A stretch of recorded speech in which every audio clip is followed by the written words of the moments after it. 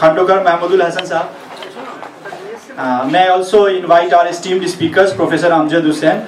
Of course, in this university, he needs no introduction. Sabir Ahmed, he is National Research Coordinator at Pratichi Institute. Dr. Anuswa Chatterjee, she is Assistant Professor at Ramakrishna Sharda Mission Vivekanand Vidya Bhavan. And Professor Habibur Rahman, he is from University of Rajshahi, Bangladesh.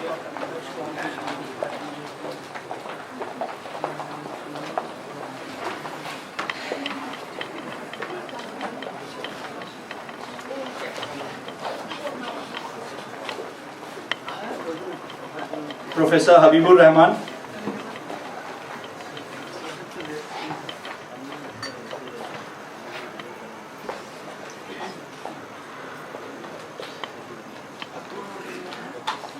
Now we have three new presenters here on the dais, so may I request our student to felicitate one by one. Professor Habibur Rahman.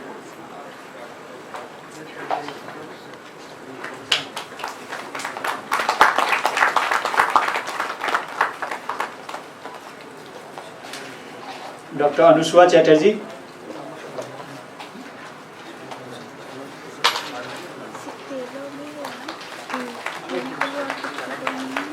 And Sabir Ahmed.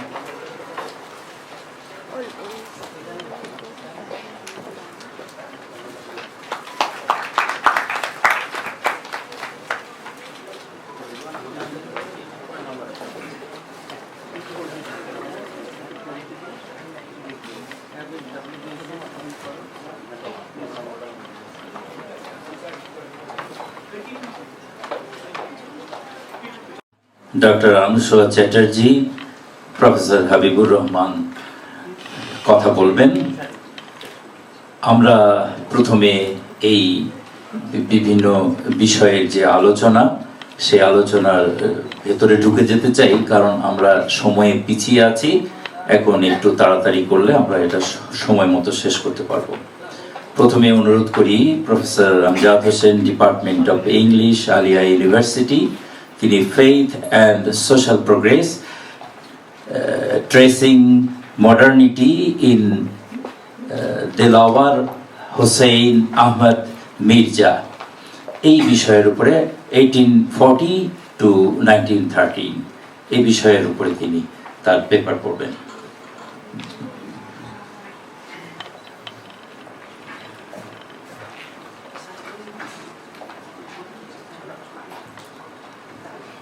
Good afternoon, everybody. It is an absolute honor to be invited in this international seminar to present a paper. As just has been said, the title of my paper is Faith and Social Progress, Tracing Modernity in Delawar Hosaen Ahmed Meerza. Delawar Hosaen Ahmed Meerza was born in 1840 and he died in 1913. He has the distinction to be the first Muslim graduate of Calcutta University. He graduated from Calcutta University in 1861. Now after graduation, as usual, he got the job of deputy magistrate. He retired in 1900, and then intermittently he wrote before also. From 1869 or so, we find his writings published in various newspapers, and then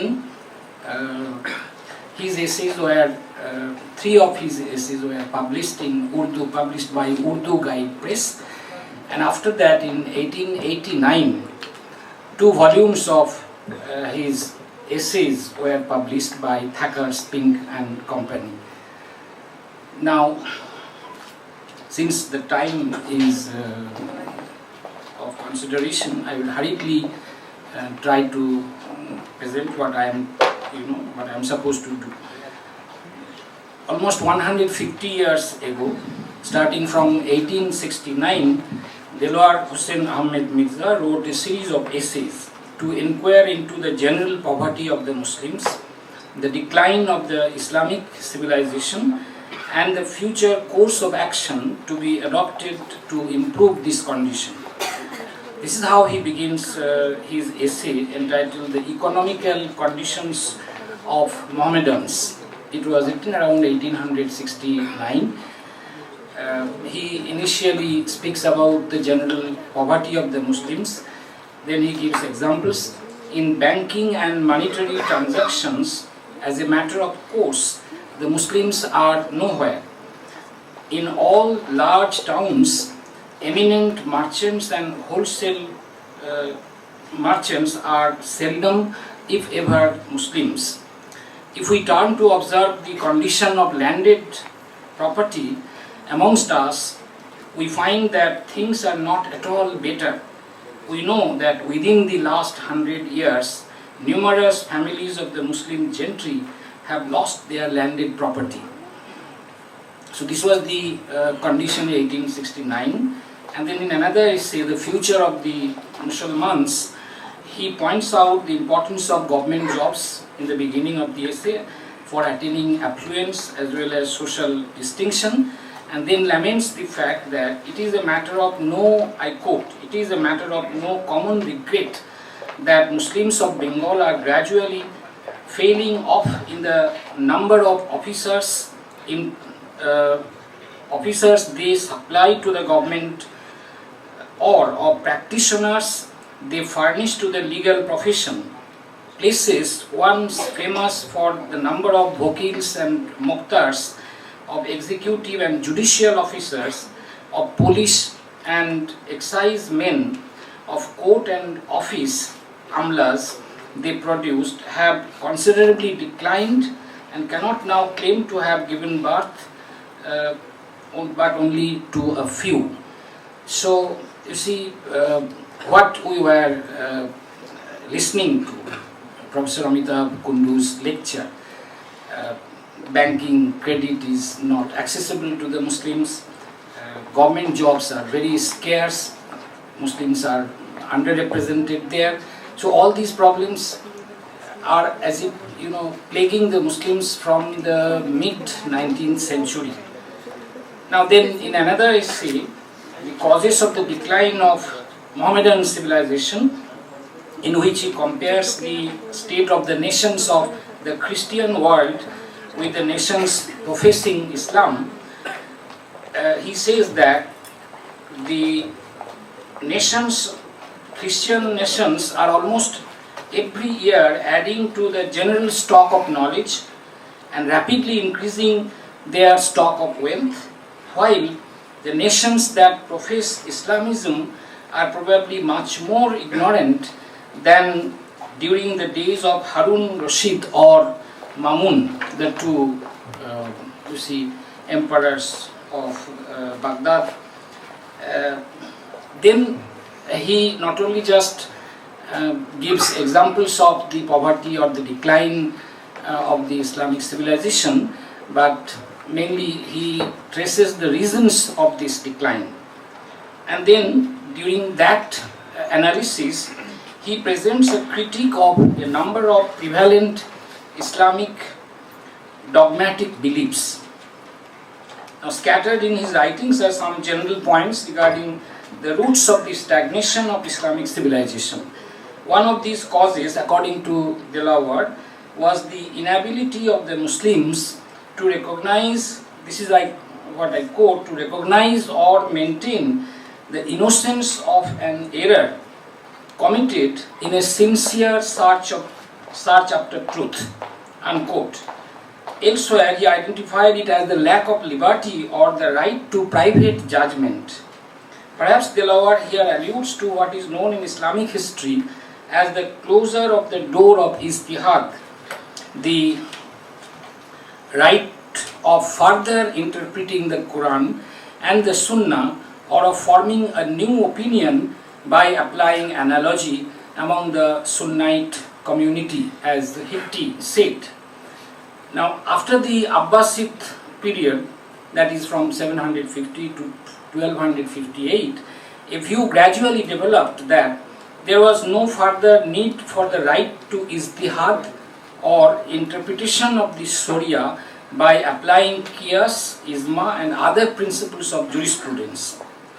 Now these principles of fiqh, for instance, help Muslims to find out solutions in the changing situations, but ultimately the door of ijtihad was closed because perhaps the Muslim jurists felt that independent discussions on many subjects ultimately will lead to various kinds of divisions among the Muslims, and therefore this was forbidden. This is and the what is called the dependence on taqlid or the blind adherence to received doctrines, particularly the unquestionable acceptance of the teachings of the ulama, increased in Muslim society. And as a result, actually he suggests that since we cannot have any route to find solutions to new situations, perhaps there is a stagnation among the Islamic societies, Islamic civilizations. Now then, another reason he says, he points out in his analysis that this is how he says, I quote, the connection of religion purely so-called with subjects altogether foreign to it, with criminal law, civil law, laws of inheritance, laws of property, laws of contracts, laws of bequests, etc. In short, the union between religious truth and civil laws. According to him, religious truths are transcendental to understanding and therefore lie beyond the limits of progress. Social and political phenomena are amenable to the experience and the understanding of man, and therefore the laws of society are capable of modification and interpretation. And unless thus modified and improved, a society is sure to decline and gradually to disappear and give way to another whose substantive civil laws are being constantly altered and remodeled in conformity to the increasing knowledge of the laws of the living. That is why Muslim countries were coming gradually under the rule of the Western nations during that phase. That is what he believes. And then another point he mentions, the third cause is rooted, as he said, that there was no separation of the church and the state in Islam. He pointed out that the inability to separate jurisprudence and law from the domain of theology and to assert the freedom of private judgment is partly due to the fact that the temporal and the spiritual supremacy was amongst them held by one and the same person, in contrast to European societies where we find the Pope looks after the religion, but the civil authorities can enact laws to confront the newly arisen problems and situations. And then so this is how he tries to explain the decline of the Islamic civilization, the stagnation in Islamic society, as well as the various kinds of economic problems, social problems, decline in education, and therefore gradually the fall of the Muslims in social importance, in political importance. These things were happening throughout a few centuries. Then there are other social aspects also, institutions of Islamic society that he criticized. For instance, he attacked the cultural habits of or the ostentatious ways of life of the asraf or elite Muslims, who would spend a lot in order to deserve and preserve the respect of their neighbors. Even now we find that Muslim rich people who would spend a lot of money, you see, in arranging marriage festivals or other kinds of festivals, whereas, well, they don't spend so much money for education. They were indifferent to developing the habits of savings and self-abnegation for the good of the next generation, for making the children or educating the children. They don't have money.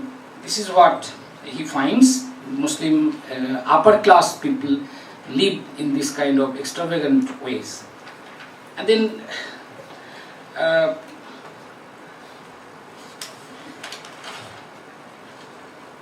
he also criticized the custom of polygamy and marriage registration, divorce, etc. He castigates polygamy and says that it is one of the chief causes of the backwardness and weakness of Muslim society. The sensual pleasures stemming from polygamy, unlike pleasures derived from intellectual pursuits or even pleasures of the field, are the most enervating both to the body and the mind.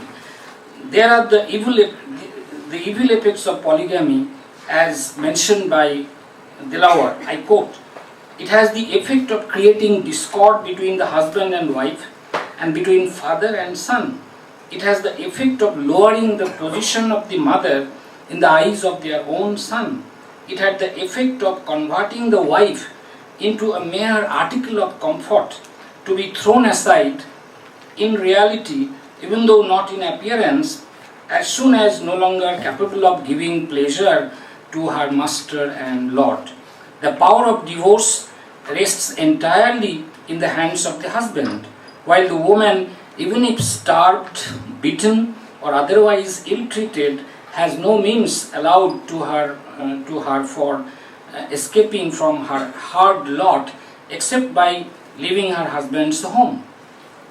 Now, this provision of the Muslim society, I think, has to some extent now decreased.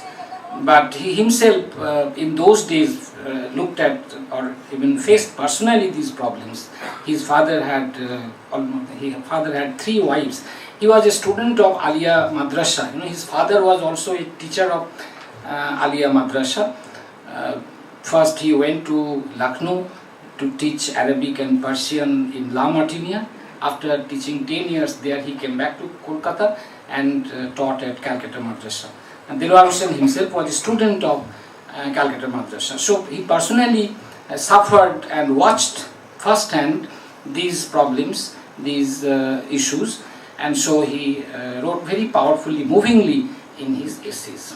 And then also, next, he severely attacked the existing method of divorce among the Muslims. He pointed out that the Muslim law on divorce does not elaborate the grounds of divorce. Muslim marriage is a civil contract that needs no sacred rights. Therefore, according to the general rules of contract, one party cannot terminate the contract without either the fault or the consent of the other. Now, Delawar argued that no divorce should be validated or permitted without judicial scrutiny. And then, in order to emphasize the agency of the wife, he pleaded for a fairer and more gender-just principle of divorce. The wife should have the right to divorce or judicial separation on the grounds of consent, constant cruelty and refusal to maintain. The khula divorce is initiated by the wife. The husband must grant her the divorce if she so demands. At best, he can refuse to return the meher. Actually, that is part of Islamic law, although in our society this is not much allowed or practiced. I have seen in the marriage registration document, there is a question asked to the husband: do you give the right to khula to your wife? And mostly the answer, it is not even asked, the marriage register will write no. Now, since it is given by, you see, the Sharia, why should it will not be given to the women? And that is what he asked in his essays. And finally, apart from criticizing these institutions and laws of Islamic society, which are, according to him, the causes of the decline of Muslim society, the poverty of the Muslims. Finally, after that, he also mentions the importance of English education.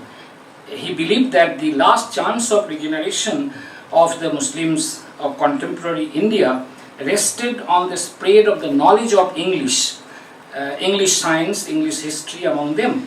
He emphasized this point repeatedly throughout all his essays.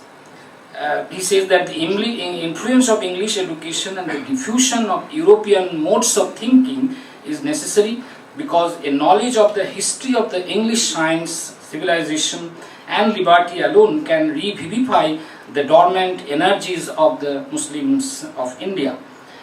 And he pointed out that the interchange of ideas was an important factor in the development of civilization. Okay. He believed that close familiarity with the essence of English culture could inculcate among the Muslims this skeptical and inquisitive frame of mind, the freedom of opinion, the freedom of private judgment, the critical spirit, the spirit of inquiry, etc. So, and for the expansion of English education, he proposed that schools, high schools exclusively for the Muslims should be established, and then he said the scholarship schemes should be started, and all the endowments like the Mohsin endowment, the Aliah endowment of Chittagong in those days, all should be amalgamated to establish high schools. And not only that, he said that the rich people, particularly he appealed to the rich people of the Muslim society, the Jamindars of Buhar, of Salar, and the Nawabs of Murshidabad, etc. They should come together. They should donate 1 month's income. And those who are in service, for instance, the lawyers, the teachers, the officers, they should donate 1 month's salary and create a fund. And with that fund, a college should be established in Kolkata for English education.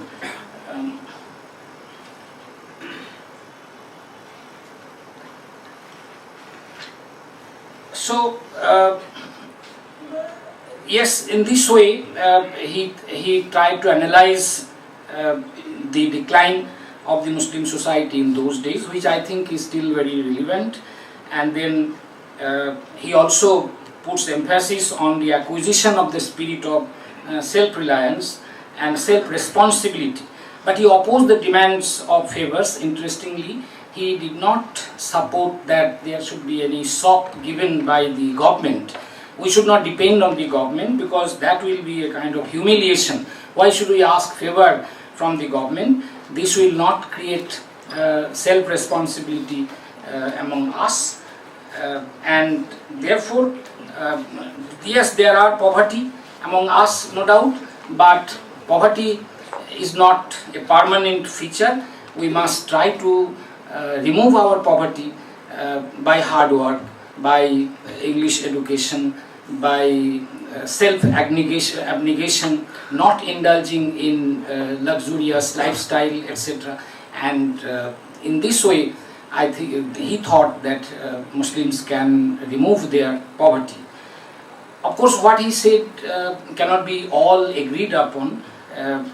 We cannot all maybe accept. He glossed over many other aspects of the say problems the then Muslims faced. For instance, he regarded the British rule as a blessing, but he did not mention the kind of torture, the kind of exploitation that the British government inflicted on our society, both from the Muslims as well as the Hindus. And not only he emphasized the English education, yes, that is necessary for jobs, government jobs particularly, because that job gives us social importance. But he also said that we should encourage translations, we should also learn Bengali, particularly in Bengal, because not only learn Bengali, but we should also try to translate our scriptures, the Quran and others, into Bengali, so that we can have proper knowledge of the scriptures of the Quran.